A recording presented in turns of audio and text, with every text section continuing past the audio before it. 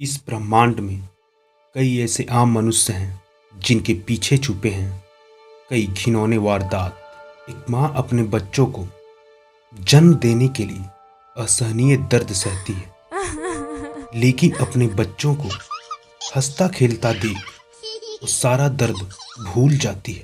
कहा जाता है कि मुंबई नगरी सबके सपनों को पूरी करती है, लेकिन कुछ माएँ ऐसे भी होती है जो अपने सपनों को पूरा करने के लिए गुनाहों के दलदल में छलांग लगा देती है। साल 1996 एक बच्चे के अपहरण के आरोप में दो बहनों रेणुका शिंदे और सीमा गावित को पुलिस गिरफ्तार करती है। पुलिस की पूछताछ में इन दोनों जब अपने राज पर से एक एक कर पर्दा हटाना शुरू करती है तो हर कोई स्तब्ध रह जाता है।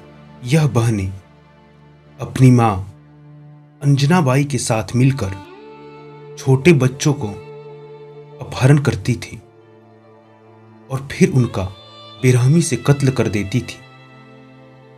रेणुका शिंदे और सीमा गावित ने साल 1990 से 1996 के बीच मुंबई के आसपास कोल्हापुर, नासिक, पुणे सहित कई अन्य शहरों से कई बच्चों को अपहरण किया था।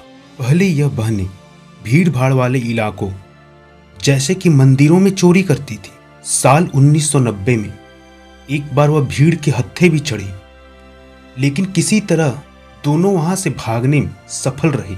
दोनों बहनों ने मां अंजना बाई के साथ मिलकर बच्चे चोरी करने शुरू कर दिए। जब मासूम बच्चे थोड़े बड़े हो जाते तो वो उनसे छोटी मोटी चोरी करवाती थी। फिर बाद में उनके पकड़े जाने के डर से वो उन्हें बेरहमी से मार देती। यह खेल कई सालों तक चलता रहा। वो अब तक 13 बच्चों को अगवा कर चुकी थी, जिनमें से 9 बच्चों की बेरहमी से कत्ल कर चुकी थी। दोनों बहनों को गिरफ्त में आने के बाद रेणुका के पति किरण शिंदे ने सरकारी गवाह बनकर पुलिस का सहयोग करता है, जिसके बाद दोनों बहनों को जेल भेज दिया जाता है। इन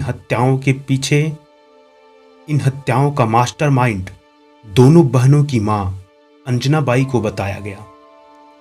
न्यायिक प्रक्रिया के दौरान बीमारी के कारण अंजना बाई की जान चली गई। साल 2001 में सत्र न्यायालय ने मुंबई के इस बाल हत्याकांड में रेणुका और सीमा को दोषी ठहराया और उन्हें फांसी की सजा सुनाई।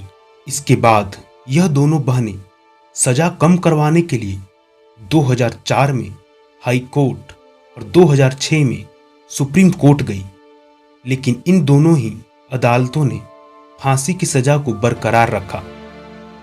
फिर साल 2008 में राज्यपाल के पास मामले में दया याचिका दायर की, जिसे 2012-13 में खारिज कर दिया गया।